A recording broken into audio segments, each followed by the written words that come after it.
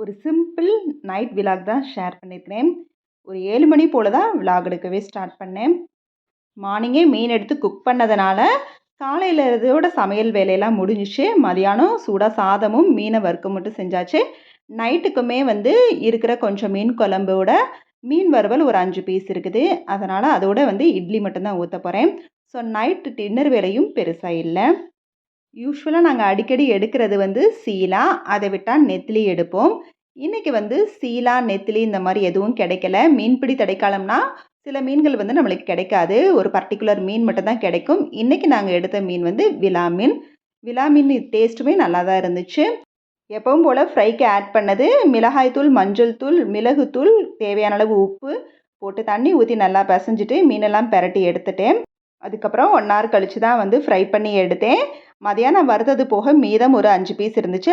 அப்படியே அதை ஃப்ரிட்ஜில் எடுத்து வச்சுட்டு நைட்டுக்கு வந்து இட்லியோட இந்த மீனையும் வறுத்து சாப்பிட்டுக்கலான்னு சொல்லி வச்சுட்டேன். 7 மணி போலவே மீனெல்லாம் வறுக்க ஆரம்பித்து 7:30க்கெலாம் டின்னர் வேலையை முடிச்சாச்சு.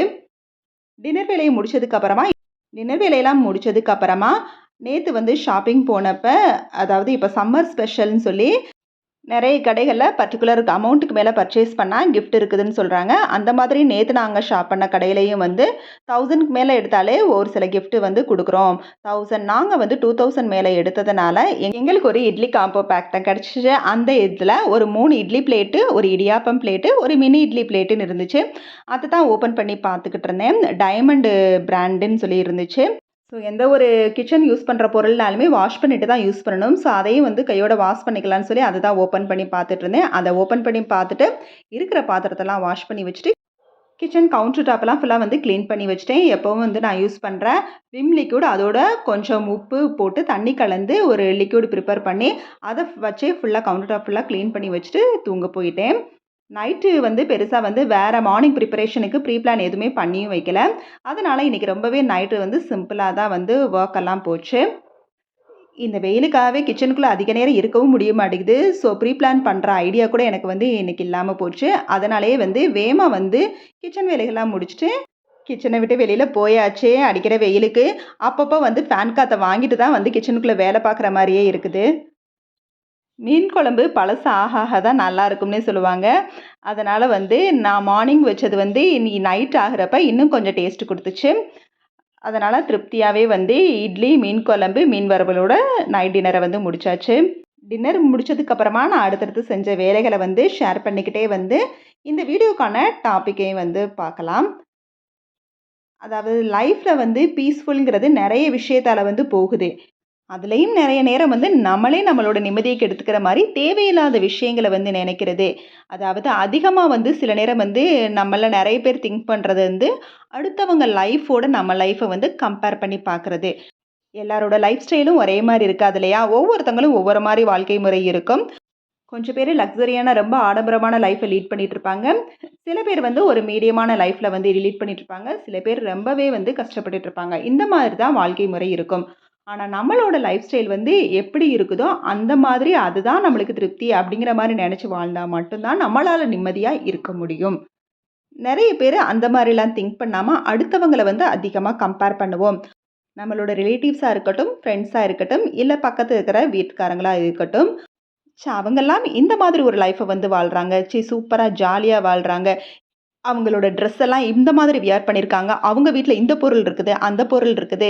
அது மட்டும் இல்லாமல் நம்மளை சுற்றி இருக்கிறவங்க மட்டும் இல்லாமல் இப்போ மொபைல் பார்த்துட்டே இருந்தால் ஹீரோ ஹீரோயின்ஸ், அப்புறம் சோஷியல் மீடியாவில் இருக்கிறவங்க இந்த மாதிரி அவங்களோட லைஃப்பையும் பார்த்து இவங்க லைஃப்பெல்லாம் இப்படி இருக்குதே, நம்ம வந்து இந்த மாதிரி ஒரு வாழ்க்கையை வாழ்ந்துட்டு இருக்கோமே அப்படிங்கிற மாதிரி நம்ம நிம்மதியை நம்மளே கெடுத்துட்டு நம்மக்கிட்ட இருக்கிறத எதையுமே பெருசாக எடுத்துக்காம அந்த மாதிரி நம்ம இருக்கணும், இந்த மாதிரி நம்ம இருக்கணும்னு சொல்லி சில பேர் வந்து என்ன பண்ணுறாங்கன்னா அதனால் வந்து கொஞ்சம் நிறைய வந்து லக்ஸுரி லைஃப்பை, அதாவது நம்மளுக்கும் மீறிய ஒரு வாழ்க்கையை வந்து வாழணும்னு ஆசைப்பட்டு இருக்கிற காசெல்லாம் வந்து செலவழித்து அப்புறம் நிம்மதி இல்லாமல், காசு இல்லாமல், இந்த டைமில் ஒரு இக்கட்டான சூழ்நிலையில் கூட செலவுக்கு காசு இல்லாமல் கூட கஷ்டப்படுவாங்க. அதனால் மற்றவங்களோட லைஃப்போட நம்ம லைஃப்பை எப்போவுமே கம்பேர் பண்ண வேண்டாம். நம்மளுக்குன்னு இருக்கிறத வச்சு நம்ம எந்த மாதிரி நம்மளோட லைஃப்பை வந்து கொண்டு போகணுமோ அதை மட்டும் செஞ்சாலே நம்மளோட லைஃப் வந்து ஹாப்பியாக இருக்கும்.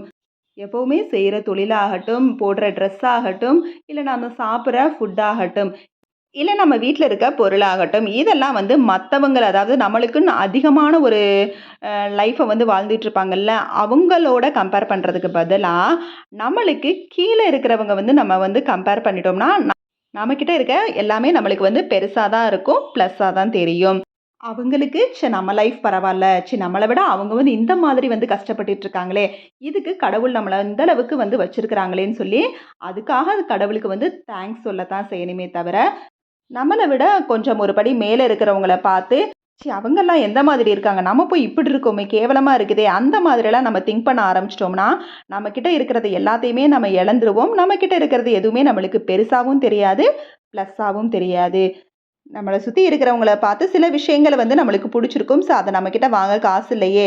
எப்படியாவது கடன் வாங்கியாவது வாங்குவோம். அந்த மாதிரி தாட்ட விட்டுட்டு, இந்த விஷயத்த நம்ம இன்னும் கொஞ்சம் வந்து சம்பாரிச்சு வந்து அதாவது ஒரு சேவ் பண்ணி இந்த விஷயத்த வந்து நம்ம வாங்குவோம். இந்த பொருள வந்து வாங்குவோம். இந்த விஷயத்த செய்வோம். அப்படிங்கிற மாரி ஒரு ஆரோக்கியமான போட்டிய கூட நம்மகிட்ட வந்து வளர்த்துக்கணுமே தவிர, அவங்கள பார்த்து பொறாமப்பட்டு, "உன்னைய மாதிரி நானும் வாங்குவேன். எனக்கு என்ன வாங்க தெரியாதான்னு?" சொல்லி சுத்தி சுத்தி கடன வாங்கிட்டு, இல்ல நம்ம சக்திக்கு மீறிய ஒரு செலவ செஞ்சுட்டு, நம்மளோட ஒரு இக்கட்டான சூழ்நிலை கூட காசு இல்லாம நம்ம கஷ்டப்பட வேணாம். நம்மளோட நிம்மதிய நம்மளே கெடுக்க வேணாம். அவங்க நல்லா இருந்தா நல்லா இருந்துட்டு போகட்டுமே! அவங்கள மாதிரி நம்மளும் ஒரு நாளைக்கு நல்லாவோம். நம்மகிட்ட இப்ப இருக்கிறதே நம்மளுக்கு வந்து சாட்டிஸ்ஃபேக்ஷனா இருக்குது. இதுக்கு நம்ம இன்னும் என்ன முயற்சி பண்ணி நம்ம வந்து சேவ் பண்ணணுமோ, அந்த மாதிரி வந்து லைஃப்ப வந்து கொண்டு போணுமே தவிர, தயவு செஞ்சு பொறாமைங்கிற ஒரு விஷயத்த வந்து உங்களுக்குள்ள கொண்டு வந்து உங்க நிம்மதியையும் கெடுத்துக்கிட்டு, வீட்ல இருக்க மத்தவங்க நிம்மதியையும் கெடுக்க வேணாம். ஏன்னா, என்னதான் ஆடம்பரமா இருந்தாலும் ஒவ்வொருத்தவங்க வாழ்க்கையிலும் ஒவ்வொரு பிரச்சனைகள் இருக்கத்தான் செய்யும். ஸோ, நம்மளுக்கு தான் இந்த கஷ்டம். ஏன் இப்படி? அந்த மாரி எதையுமே யோசிக்காம, நம்மளோட லைஃப் ஸ்டைல பார்த்து 10 பேர் வந்து ஃபாலோ பண்ணணும். அப்படிங்கிற மாதிரி நீங்க உங்களுக்குள்ள ஒரு ஆரோக்கியமான போட்டிய உருவாக்கி, நிம்மதியான ஒரு வாழ்க்கைய கொண்டு போங்க. இதோட இந்த வீடியோ முடியுது. இந்த வீடியோ பிடிச்சிருந்துச்சுன்னா லைக் பண்ணி, ஷேர் பண்ணி, கமெண்ட் பண்ணுங்க. மறக்காம நம்ம சேனல சப்ஸ்கிரைப் பண்ணுங்க. ஓகே, பாய்.